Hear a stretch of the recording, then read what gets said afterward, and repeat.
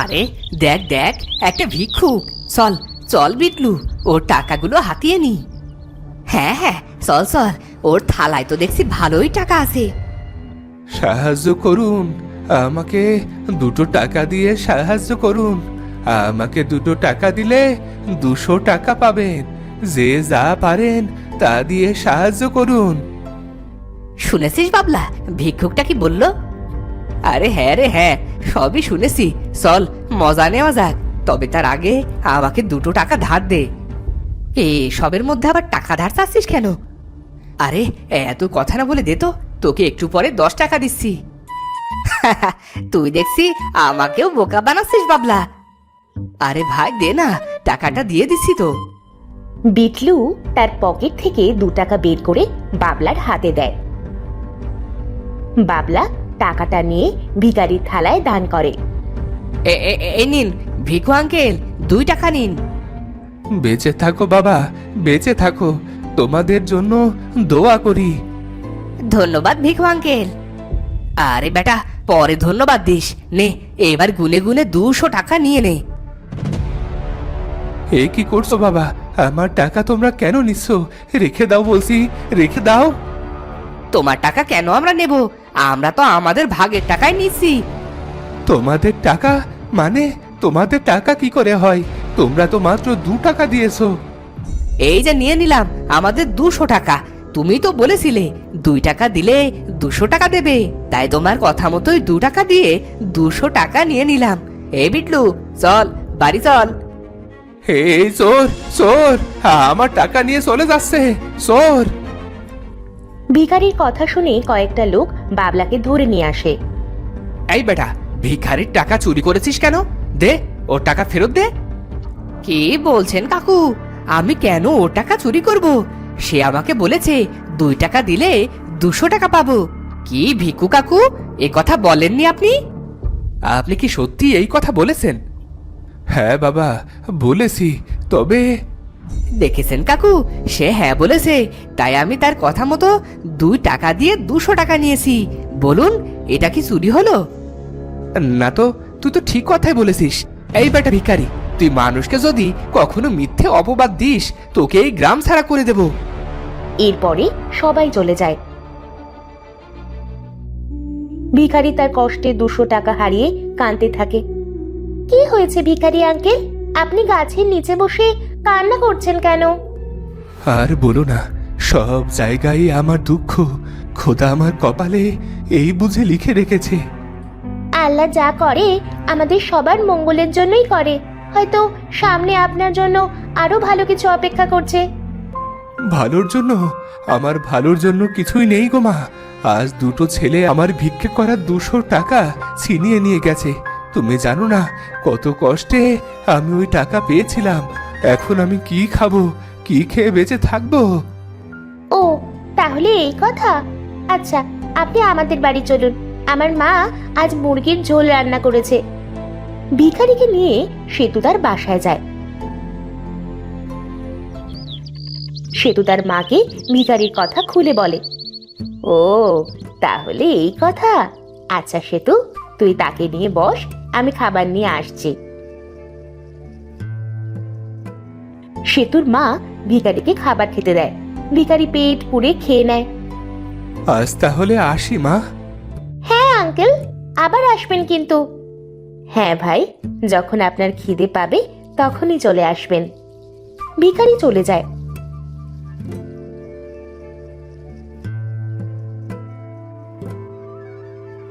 আর তখনই ভিখারির মনে পড়ে তার পুঁটুলি সে সেতুদের বাড়ি ফেলে আসছে। এই দেখো কি কাণ্ড, আমার ভিক্ষে করা থালাটা যে ফেলে এসেছি। যাই, আবার গিয়ে নিয়ে আসি।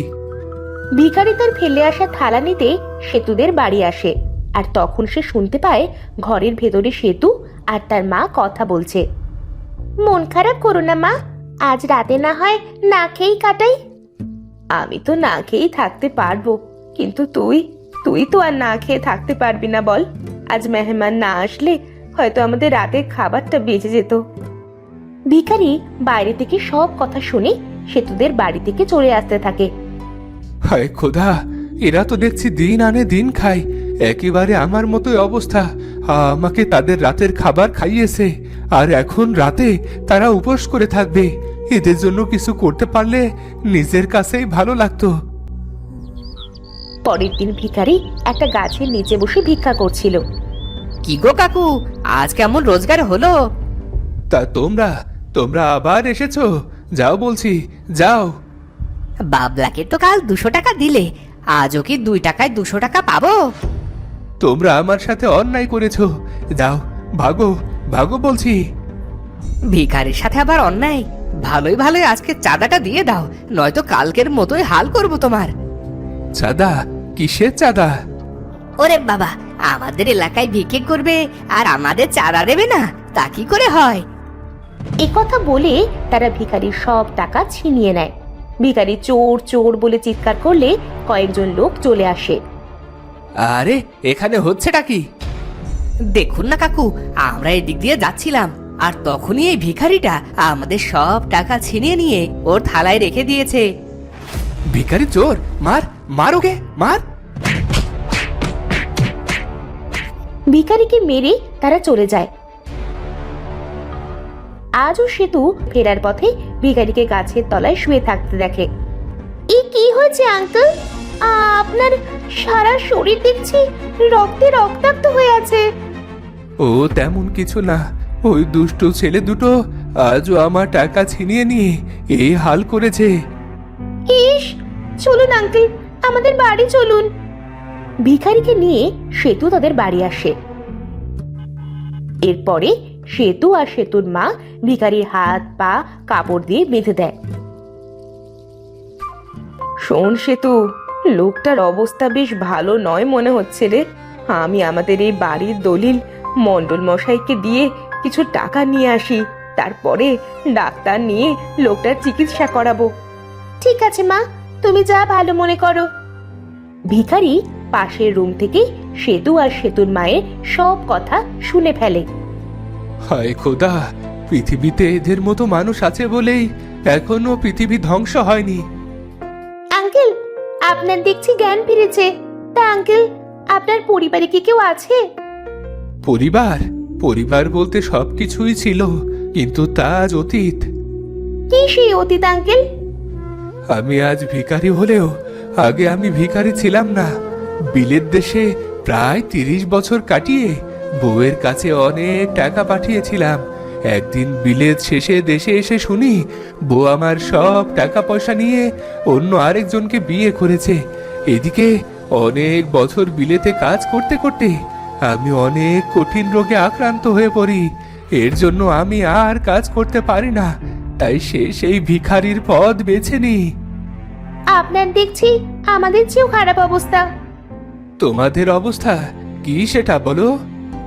আমাদের পরিবারটা অনেক সুন্দর ছিল। আমি যখন ছোট ছিলাম তখন আমার বাবা বিলেতে কাজ করতে চলে যায়। সেই যে গেছে আর আসেনি। সবাই বলছিল যে বাবা নাকি মারা গেছে, আর তখন থেকেই মা মণ্ডল বাড়িতে কাজ করে আমাদের সংসারের হাল ধরে। আর তখনই ভিখারি একের পর এক কাঁদতে শুরু করে।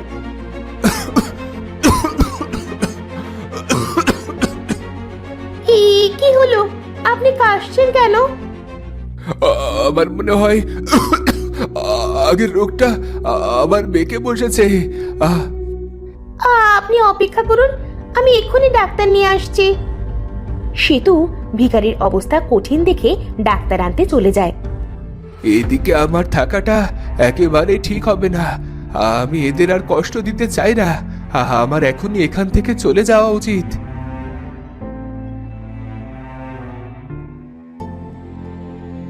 ভিখারি অসুস্থ শরীর নিয়ে সেতুদের বাড়ি থেকে বেরিয়ে জঙ্গলের দিকে যেতে থাকে। যেতে যেতে সে একসময় নদীর ধারে চলে আসে।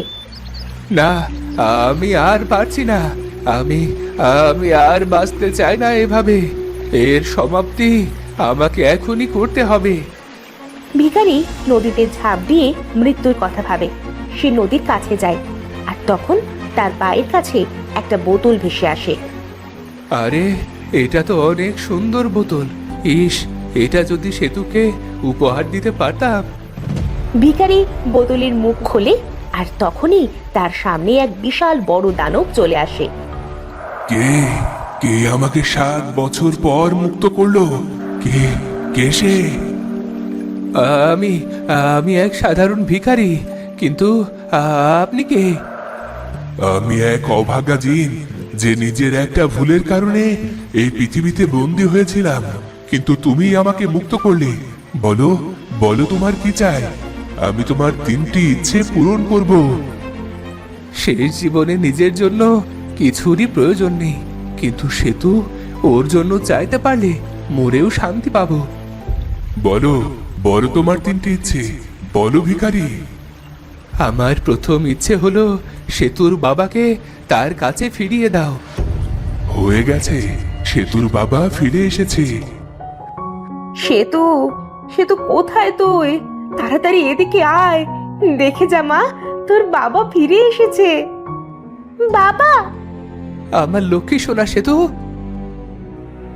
হ্যাঁ ভিখারি, এবার তোমার দ্বিতীয় ইচ্ছের কথা বলো। আমার ইচ্ছে শেষ হলে কোনো কষ্ট ছাড়া মৃত্যু দিও, যাতে কেউ আমার লাশ আর খুঁজে না পায়। হয়ে যাবে, এবার তোমার শেষ ইচ্ছে বলো। সেতুর মনে যে প্রথম আশা রয়েছে সেটা তুমি পূরণ করে দাও। ওর মনের প্রথম ইচ্ছাটা তুমি পূরণ করে দিলে আমার মনেও যে শান্তি আসবে। শেষ, দ্বিতীয় ইচ্ছে অনুযায়ী এবার তোমার মৃত্যুর পালা। দানব তার জাদু শক্তি দিয়ে ভিখারিকে ভস্ম করে দেয়, আর দানবও হাওয়ায় মিলিয়ে যায়। বাবা, আজ আমি অনেক খুশি। ভিক্ষুক আঙ্কেল, কোথায় তুমি? ফিরে এসো, দেখে যাও, আমার বাবাকে দেখে যাও। ভিখারির শেষ ইচ্ছে পূরণ হলো, এবার আমি দায় মুক্ত। আর সাথে সাথেই সেতুদের বাড়ির সামনে ভিখারি আবার এসে পড়ল। বাবা, মা, ওই দেখো ভিক্ষুক আঙ্কেল। তো বন্ধুরা, ভিডিওটি কেমন লাগলো? যদি ভালো লাগে চ্যানেলটি সাবস্ক্রাইব করে বেল আইকনটি বাজিয়ে দিও। দেখা হচ্ছে পরের ভিডিওতে। ধন্যবাদ।